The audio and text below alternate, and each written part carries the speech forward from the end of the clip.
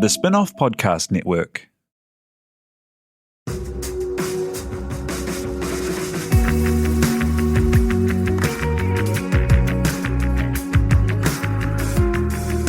You're listening to Business is Boring, a podcast that reckons it's anything but.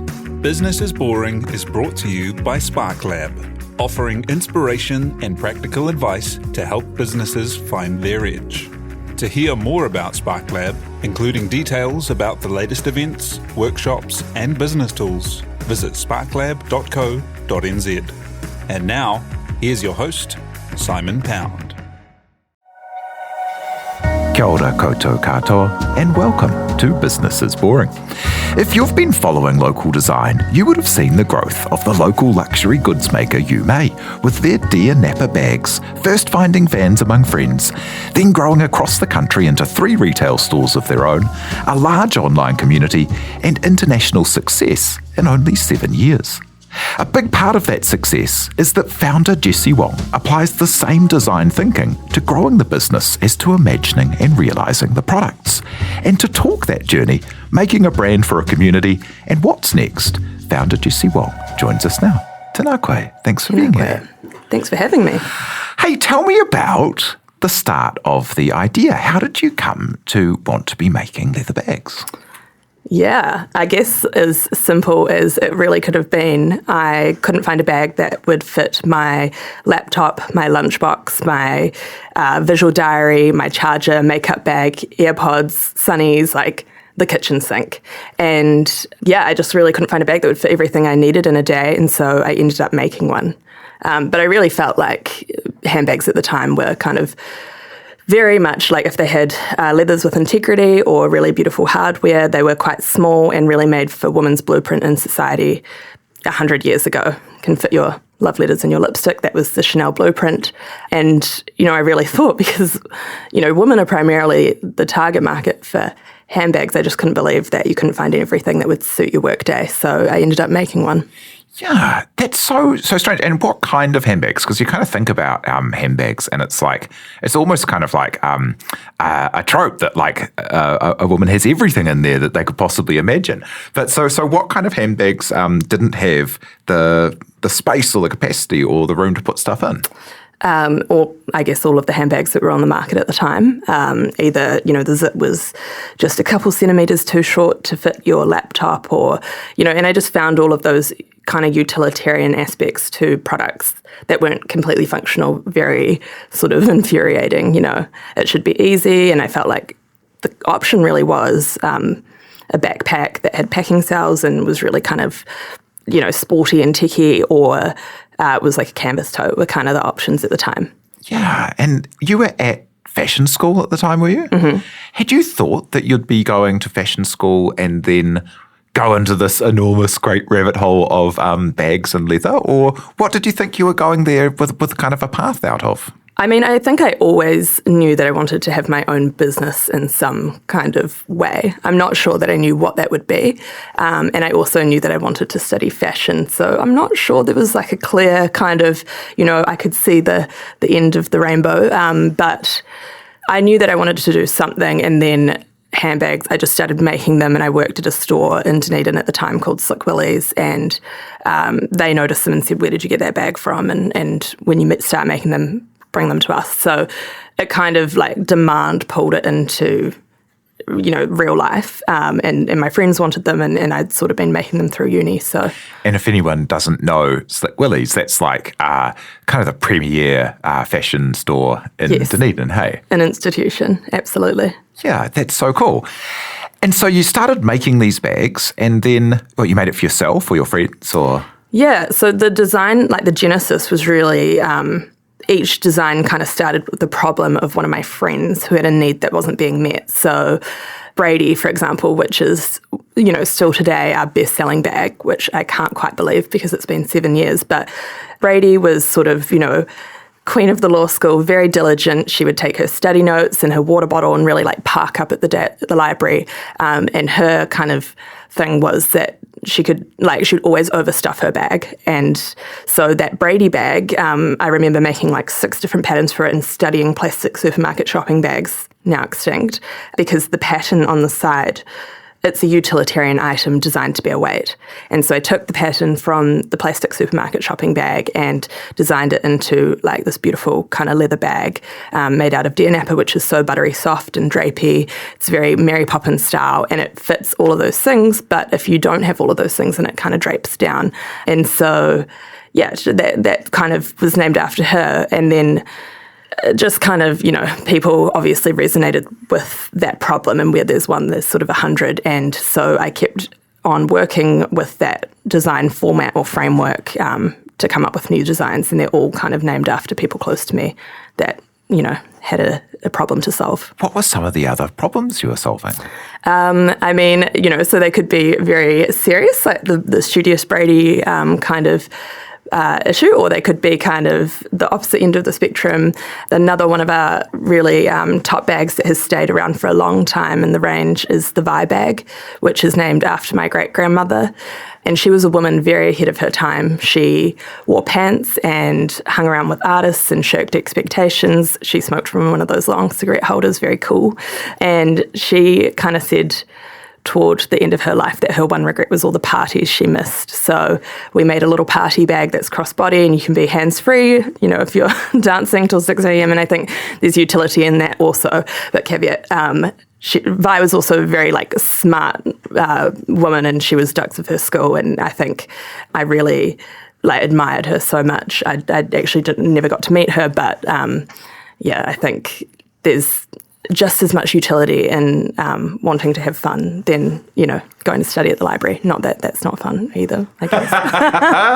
And that's so cool to be able to tell stories and link things back to things that are important to you, like your friends or family. Yeah. I mean, they're all kind of, they all follow that format, and some of them are, we have another, our biggest bag is the Claudia tote, and it's named after Claudia Batten, who I've met more recently. Well, I've known her for years now, but definitely more recently in the scheme of things. But Claudia, used to fly from LA to New Zealand a lot, and I had this problem as well, just finding a bag that was big enough to take enough things for the weekend, but then also wouldn't fall off your suitcase if you were running through the airport. And so it's just little things like that. That bag has a zip pocket on the back that you can close and use as a pocket, or unzip and slip over your suitcase, and it just doesn't go anywhere. And I think, just little things like that make your life easier. Yeah. And that kind of blending of utility and need and a problem, but with something that's kind of beautiful and luxurious and covetable, quite fresh, yeah? Yeah, I mean, it had to also speak to my design aesthetic. I was, in fashion school, and I guess that was the issue with the backpacks and the canvas totes. But then also, things that had leathers and materials with integrity, I also thought, that would last a long time, that weren't weird colours or have little finicky design details. We always used to say, if there's a design problem to be solved and it's not working out, don't try and push it forward or cover it up with a button or whatever. Always take it 10 steps back and think about it. If this was simple, or if this was easy, how would it come together? Which I think is, probably what you apply through lots of things in business. But yeah, in terms of design, I always try and, peel back the process, and it's not simple because it's easy, it's just simple because we spent a lot of time getting there. Yeah, that great expression, any old fool could make something complicated. It takes real work to make something simple. Yeah, well, I think, the main freight building when you I love those little inspirational signs. It's simple, not easy. And I was like, yeah, true. Yeah. And how do you go about making bags? As there's probably, if we went back 40 years ago, there'd probably be all kinds of places to make bags in New Zealand.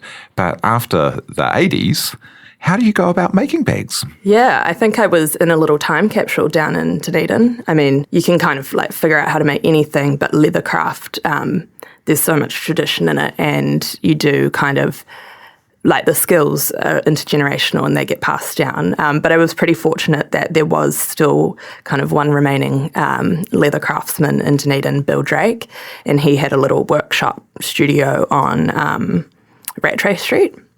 And he would never, like I would go in and say, okay, could I please buy this piece of leather? Or, I'm trying to make this bag. And he would never just like do a rivet, which is what his normal business or service was for everyone else. He would always be like, all right, come here and make me do it myself and show me and teach me. And I spent hours and hours there throughout uni. I mean, basically you had to like put 3 hours aside if you're going to go visit Bill, because he would tell you all of his life stories and make you learn how to, I don't know, do the feathering on a belt or edge painting or lots of these skills that I think, were so lost. So I could make them myself, which was really useful because in New Zealand, there's really, sort of no one who can do it for you. And I think that was really vital to the early sort of stages of the business, being able to prototype, but then also do all of the production, which is how we started. Yeah, and to actually know, any pattern, it's like any pattern for any kind of piece of clothing or bag or anything that you make with sewing is just the most extraordinary three-dimensional maths problem to solve. And I think like lots of people maybe because clothes and bags and everything are so available, I think a lot of people who don't know what goes into making something really underestimate just how complicated and how much human touch and feel is involved. Yeah, definitely. I mean, I don't quite know how people think things get made, but it's definitely, all handmade. Or they think, you can just draw a picture and send it off to a factory and she'll be right. And that's not how nice things are made. I know, but even at factories, there are incredible craftspeople there, putting things together and solving problems on the fly, no matter where you get something made. So, and how did you go about growing the business? Like, were there any kind of like key turning points, or when you knew that it was what you could kind of go all in on? I guess when I started Yu Mei, I was sort of, 21 and I was still in uni, and I'd already so Yu Mei is my middle name, and I'd already sort of been using that name for all of my collections and just building a bit of an identity. Probably not super with the intention to start a business, it just kind of was me. And then I started making bags and they sort of took on a life of their own, and I spent kind of years catching up with that production cycle and really being able to, fulfill the demand for them. So it was really pulled by market. And in terms of turning points, I think there are a couple of key things. I mean, the first couple of years was really building the brand DNA and understanding who we were and what the framework and pillars of the business were. And that was really interesting because that actually kind of was born out of feedback in my final, graduation, which is actually I don't know, pretty funny to me that they put all of your feedback in when you walk across the stage, and that's where you get it, and then you sit there and read it. So if it's bad, that could potentially not be a good day on graduation. But I remember one of my lecturers, Simon, saying, it's okay to turn off the tap of ideas, and I think I had always tried to cram every concept, because that's, sort of what you get taught in design school is the process of bringing a design to fruition, original thinking and research and development. And I always tried to pack so much into every design that I had or every collection. And he was like, you can just do a few of them kind of thing. So I think I took that quite seriously. And when I started Yu Mei, I was like, this is the framework. These are the key things. It's this refined sort of reductive design aesthetic. It will be every bag has to have some kind of utility, and I'm only going to use these beautiful leathers that or these beautiful materials that are regenerative, and I've always stuck with that, and I'm so glad that I did that, because a brand could go anywhere. I often think about all of the other things that you could also do, and they're always exciting, but it's easy to get distracted. So I think that was a really key thing that sort of the first couple of years helped me develop. And then one of the biggest kind of, fortuitous moments was that I was based in Dunedin, and the tannery that we worked with, New Zealand Light Leathers, was just up the road. So they used to send scraps and bits and pieces down to the degree, down to Otago, and they got to learn with that material. I got to design and trial and experiment a bit, and I think that was really important. And then over time, I guess, building our supply chain and meeting our manufacturers and being really persistent in that.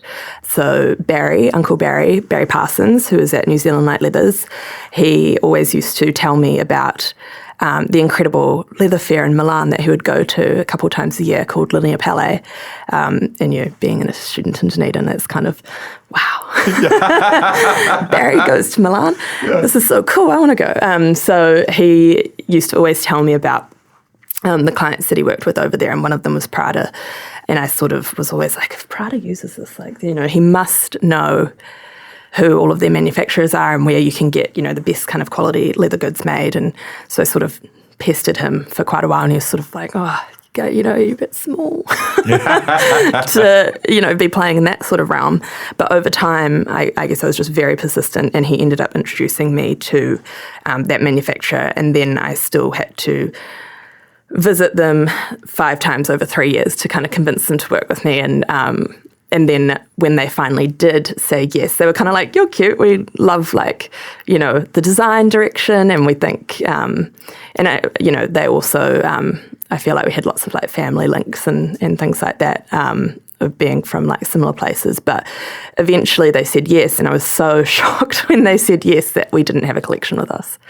And so we went back to the hotel that night and designed we were like, can we just borrow some of this paper?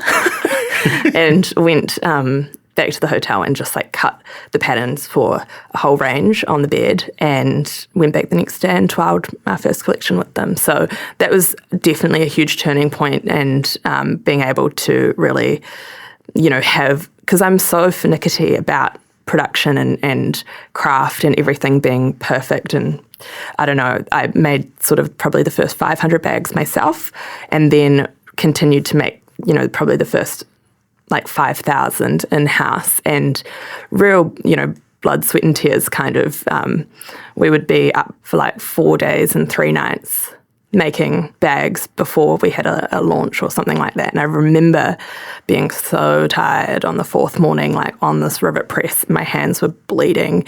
And Adrian, who was there with me, he's head of production, he just fell asleep on the floor. And I was like, oh no, I'm by myself now. I've got to pack the rest of these.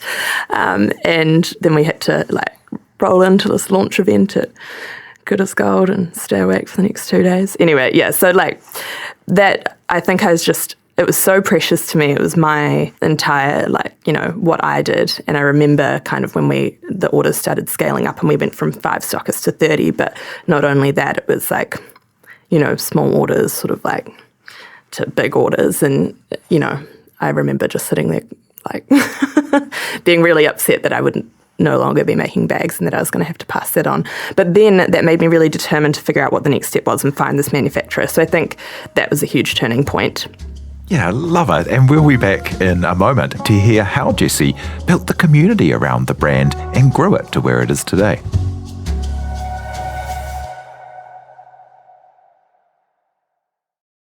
Spark is proud to partner with the Sustainable Business Network and the Climate Action Toolbox. The free Climate Action Toolbox can provide you with simple step-by-step guides to measure and reduce your emissions. Help lead the way to a low-carbon future for New Zealand. Visit sparklab.co.nz/sustainability to find out more.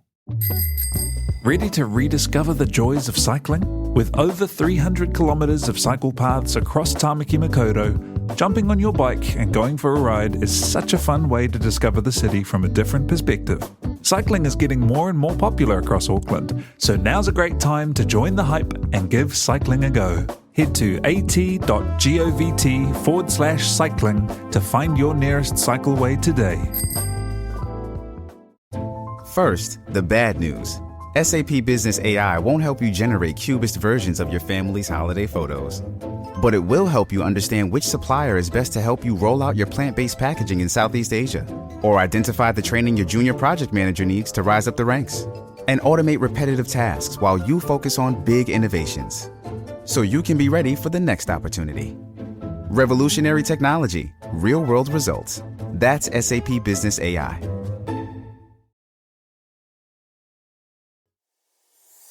And we're back with Jessie Wong of Yu Mei.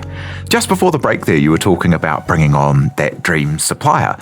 How were you able to kind of plan out and scale up that thinking to do that? Like, it's such a tricky thing being on a small series of islands at the bottom of the world and having that kind of scale of thinking and bringing on those people that are working with Prada, these absolute people at the top of the industry. Was it always the plan to grow to be a big brand? I think that the goalpost always moves. If you had asked me this question like right when I started, the answer would have been, it would be the dream to be stocked across New Zealand. And that actually ended up happening quite quickly. I remember getting a call from Sadaf at Good as Gold, and she was like, "Hey mate, saw your stuff on Instagram, like, can we book an appointment with you at Fashion Week?" And I was like, "Oh yes, of course, what time would suit? I have Tuesday at 3:00 available." And then had to very quickly figure out like how to go to Fashion Week and book some flights and like what do people do, not sure. So just, that kind of thing. So I think the goalpost always changes, and then once you get to a certain stage, you start thinking, what's next, and what do I really want out of this, and what's the strategy here? So it changes all the time, but I think that, I don't know, I looked for a lot of opportunity. Like, I'm always keen to put my hand up and say yes to something, and I don't shy away from that. I feel like I have this like oblivion where I just, I'm sort of like, I'll get involved with that, or I'll be really enthusiastic about that. And that leads to so many learning opportunities, really. And a lot of, that kind of like business side of things, or business acumen, I think, has come about from asking for opportunities. When I started the brand, I had put in an application. So this relates back to the Herald article about my sick day. So basically, I'd like had this sick day from uni, and everybody was going to Shanghai for this exchange kind of program we were doing, and we were showing at Shanghai Fashion Week. And I only, you can't really work from home in a fashion degree because you have to have access to the sewing machines. And I remember time was very limited at that point, and I needed to get work done. But when I was at home, I saw like it was the last day to apply for an A&P scholarship. And so I did it, and I spent like all day writing this application, and then realizing like 12 minutes before you were supposed to enter the thing that I'd read it wrong, and it was like 700 characters, not 700 words. And so I had to very quickly condense everything and put it in. And I just was like, oh, well, did that in 12 minutes. It's not going to happen, is it? And then I got back from the Shanghai trip, and I had an interview for it. And you go. It was kind of, wow, they're going to pay for your flights and go up there. That's so fancy, But off the back of that, I ended up winning the A&P National Scholarship, which was $10K to start your dream or whatever you were doing. And alongside that, I was asked if I wanted to join in on this Women in Leadership program, which was a 12-month course that you had to go up to Auckland 12 times for. And it was all of these, it was led by an executive coach, and it was all of these communication workshops and strategy thinking and how to build culture and all of these amazing opportunities to learn that really wouldn't have come about if you didn't put yourself out there to apply for the scholarship. But then similarly, I think that's always kind of been the case along the way, going out to find opportunities to learn and grow the strategy and scale your thinking. And a few years into Yu Mei, once I'd sort of figured out what the brand was, I started asking around Wellington, people that I worked with for if they knew anyone who would be a great sort of female mentor. And, people love to help. The best, advice you'll ever get is going to cost you a cup of coffee. And so I ended up meeting with Sarah Wickens. I'd asked, so it was Corinne Cole, who was our lawyer at AJ Park, who was doing all the trademarking for Yu Mei. She was like, yes, this would be perfect. And I met Sarah, and we just got along super well. And I think really, worked very closely with Sarah from that day on, talked to her all the time. She's the founder of Trilogy Skincare, really successful businesswoman, but also just so generous with her time. I think she really helped me scale my thinking, but it's also just being, in all of those situations, putting yourself out there. And I think that's I just think asking for help is what helps you grow. Yeah, and that attitude and mindset of trying to get better and trying to grow, some of that is kind of like a link back to design, where it's kind of like, I've got a problem. How can I think my way to get to the next stage above this problem? But yeah, does fashion, does the fashion course set up the frameworks for business as well as the frameworks for design? I think it definitely is the same thinking principles. Absolutely. Because I guess it's all about, figuring out what you want to achieve and then figuring out all the steps to get there. Yeah, with what you've got. Yeah. Working out what you can do with that to then, or changing the way that it's looked at, or... Yes, yeah, totally. And quite often, like, the constraints that you have around you really, like, breed that creativity. I mean, that's something I loved so much about Fia Jones's story, who was on your show as well, and she was saying about that $15,000 which is and not being told that it wasn't enough. And I'm like, but like, you wouldn't have potentially, come to being that stage of ready when you did get, And that idea of being really good at business as well as really good at design, was that something that, so you'd always wanted to run a business. Do you find at all in the kind of creative industries like fashion that being really keen on being a really good business person as well as a really great designer is a natural fit, or is it something you have to do everything yourself, or how does that go? Yeah, I'd say in New Zealand it's potentially not a natural fit, but it is a necessity of the size of the industry that we're in here. Being able to do everything from sewing the bags to figuring out how you're going to, reconcile your invoices it's just something that you learn, like kind of baptism by fire.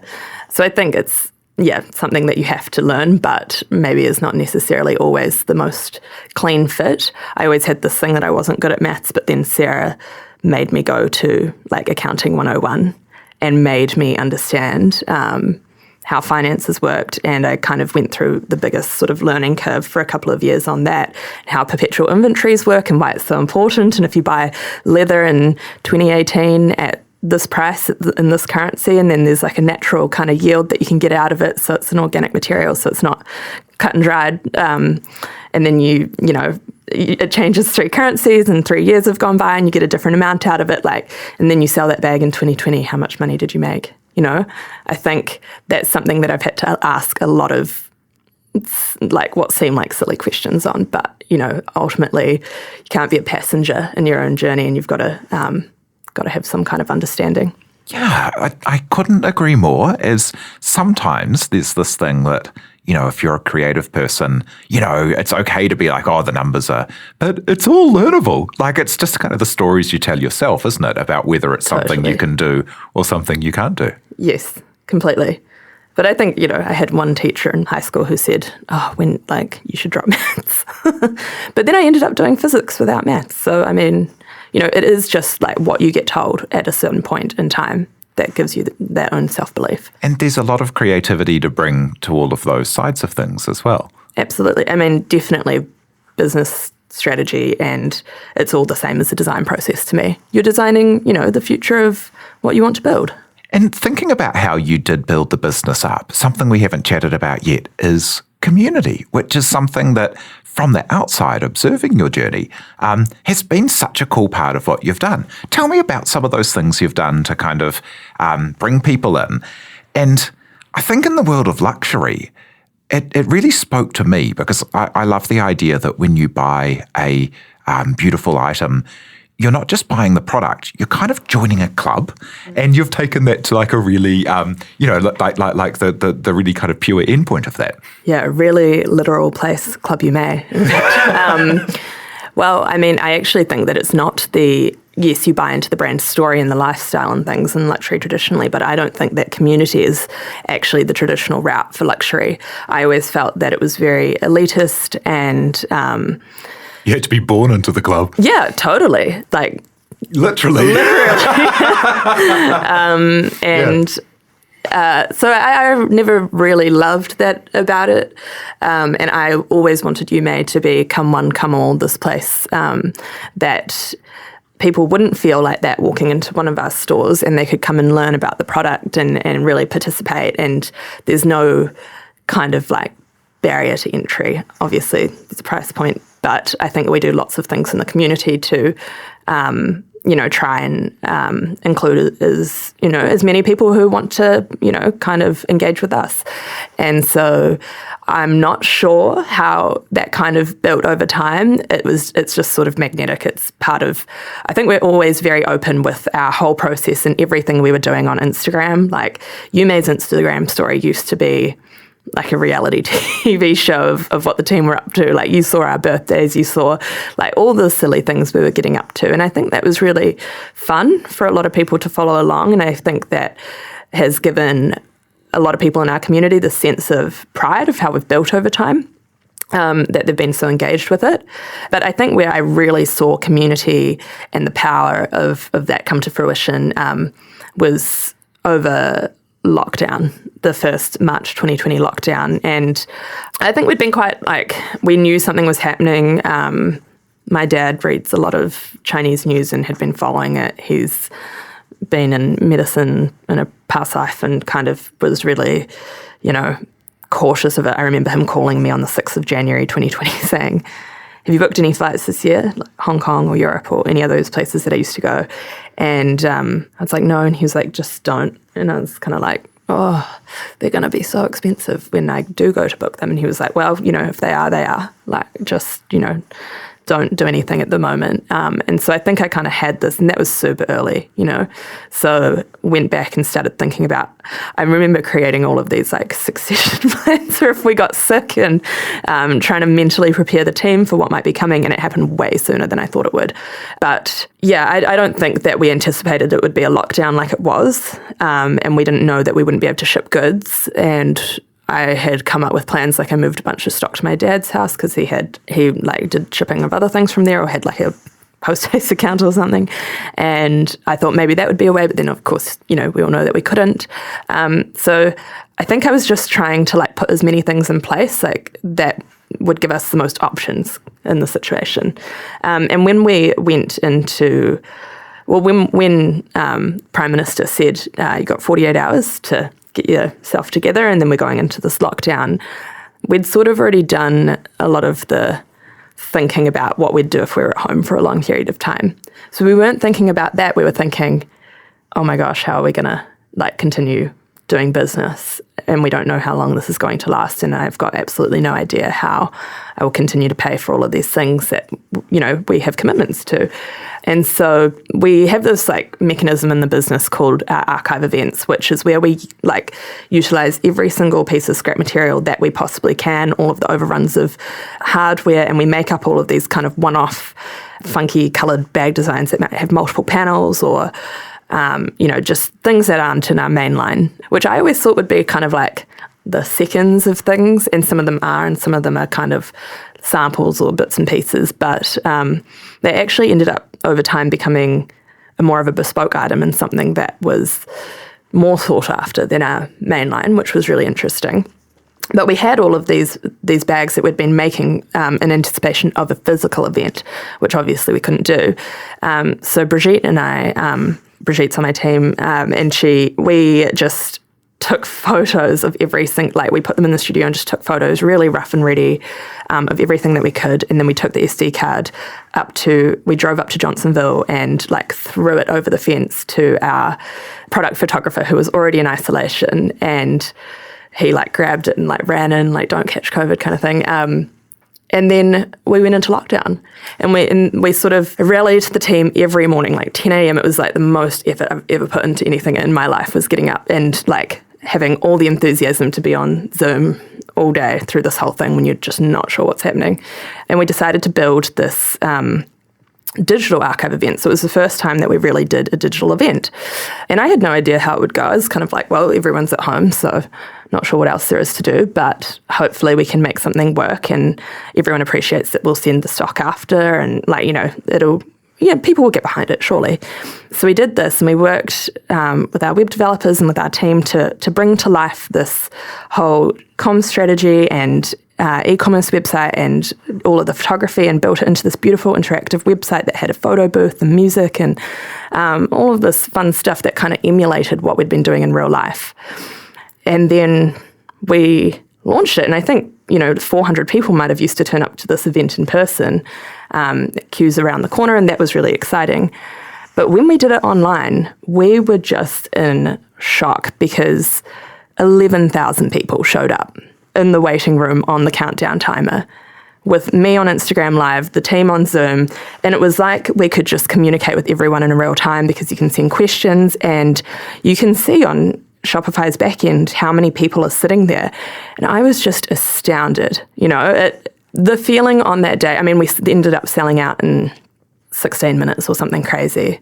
But I remember after all the chaos had kind of died down and the feeling was just electric, everybody our customers remember it happening and felt like they were in the same room, and it really pulled people together in that time. And we'd been doing Zooms and we started putting them on Instagram and, it was just chatting, not even about bags, just who did a weird fringe cut or, whatever across the time. And I think people really resonated with that and participated really with their full enthusiasm in that day. And I remember reflecting on this with the team in the afternoon, and Johan, one of our team members, saying, it's just so when you're in isolation, you don't know if anyone's going to remember what you do or if they're going to show up for you. But people showed up in force that day, and it just kind of lifted everyone's spirits for the rest of the lockdown, and also financially got us through and all of the other great things with it. But what it accelerated and what it really demonstrated to us was the power of community. No matter whether that's physical, and then we ended up building all the Yu Mei lounges to be places that we could cultivate this in-person experience and build rapport with our community, and they could learn about us and vice versa. Or digital, it kind of is all one big soup that it just grows and it feeds itself. And it's a really exciting place to be. And how many bags did you sell through in that 16, 17 minutes? I think it was around 600 something. Yeah, wow. Which, was pretty amazing. We'd been going hard for the physical event. And that's that was a moment where people were really choosing what they were going to support. Hey, It was a moment where people were these are the things that I want to see continue. And so many people were closed for so long. And having that financial buffer and then being able to come out of it stronger must have been huge for you. Yeah, it was definitely a lifesaver. I think there are quite a few moments in business where you're not sure what the next solution is to a problem. It's definitely not all straight line and smooth sailing. But we did feel really fortunate when we came out of lockdown that we all still had jobs. And so then we embarked on another project, which was a really new way of fundraising for the Wellington City Mission, because it was at a time where Black Lives Matter was happening in the States, and you could just see the social inequity kind of happening in front of your eyes. And I think the team all felt what can we do? We don't want to just, I'm very don't love kind of just Instagram posting support and things like that. So, but we're also at the same time a very, we're a small company and didn't just have heaps of capital to throw at charity. And so we worked with the City Mission quite closely to bring on board a couple of bigger companies that could pay for cost of goods sold of a few products, but then we made them and put all of our time and brand value into it and effort and resource. And then we held this one-day event kind of in the Wellington City Mission store, and everything was transacted directly through them, and we ended up raising $51,000 for them, which was I guess kind of, our way to give back to the community after we'd come out of that lockdown and felt, we were pretty lucky. Yeah, love it. And I love that response because it's so easy to get quite upset about stuff happening in America, right? But very hard for us to positively influence it, like you say, with an Instagram post. But there are lots of things we can do in our own community that can make the community better, that are kind of tangible and real. And it's, also good, I'm sure, to put effort into trying to help people in America who are doing good stuff too. But you really can make a lot more influence in your own backyard than kind of being angry about stuff that's so far away. Yeah. I mean, you're allowed to be angry about stuff too. Yeah. Yes, of course. Hey, and then what are the plans for the future? Like, where do you see Yu Mei in 10 years? Such an interesting question, because I think, again, the goalposts are probably going to change several times in the next 10 years. At the moment, 15 days feels like a lifetime. But I think that we would really love to grow this Club Yu Mei into a global community. I'm not sure what that looks like, because post-pandemic, the playing field is really wide open. And I think a lot of people, it might be really, people might think you'd open stores or do like quite a traditional approach, but actually, I'm not sure what it's going to look like yet. I think that's been something really nice about being, having all of your foundations kind of ripped out over the pandemic, is there are just so many new and interesting ways to do things. And again, coming back to, if this was easy, what would it look like? That's, sort of how I'm approaching the future. And we have learnt to just really react and be so agile. And I think you have to have that vision and strategy of where you're going. But I almost think I might have laid it on too thick this year, because we were so deep, and these are our goals, and these are our OKRs, and these are our exact benchmarks that we're going to hit. And I actually think it potentially had the opposite effect of what you want it to, where everybody gets so focused on just doing those one things, where you don't start to see other ways around the problem. And so I've had to draw that back a little bit and try and keep everyone in the very sort of reactive mindset, because things are still like pretty turbulent in the economy and the general kind of environment that we're in at the moment. So I don't know what that will look like, but I know that I want to grow the brand and the product offering and, the way that we serve our community internationally. And I think that's the ambition of the team as well. And what advice would you have for someone thinking of starting a business today in, they've seen a problem, they've seen something that's overlooked, and they've got a really beautiful solution? Be relentless. Go for it. Why not, You'll only ever be your own biggest fan, and I think just asking for help and just keep going. If you keep going, you'll eventually be like the last person kind of left standing, and you will eventually get there. There's always, a way to figure something out. And as a final thought, what will success be for you and for Yu Mei? I think that it'll be growing our community and growing the product range and being able to collaborate with lots of different, partners, not only in Aotearoa, but in Australia and maybe the UK, maybe the US. Like, I don't know. There's so many different areas and directions that this, sort of journey could take. But I think at the end of the day, it's ultimately all about the team having a really great experience in building what we're building. And I think that's something that we've done really well so far. Like, I've had a lot of fun, and we've still got team members with us who have been with us for the whole 7 years, and that's that's like a life thing that we've done together. So I think it'll be more of that. That's so cool. I can't wait to see where you take it next. Thanks so much for joining us. That's Jessie Wong of Yu Mei. Thanks very much for having me. So thank you to Jessie Wong, to you for listening, and for everyone who helps make this happen, like our producer, Te Aihe Butler. Do follow Business is Boring wherever you get your podcasts, and be sure to rate and leave a review if you like what we do. And keep an eye out for Going Global in your Business is Boring feed, our new podcast with NZTE. E nohora. From the Spin-Off Podcast Network, that was Business is Boring. Brought to you by SparkLab. Make sure you're following Business is Boring wherever you get your podcasts. And for more information on SparkLab, visit sparklab.co.nz.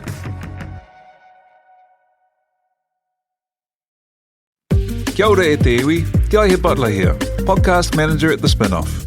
If you enjoy listening to our podcasts, consider supporting our mahi by signing up to become a Spin-Off member at thespinoff.co.nz/donate. The Spin-Off Podcast Network.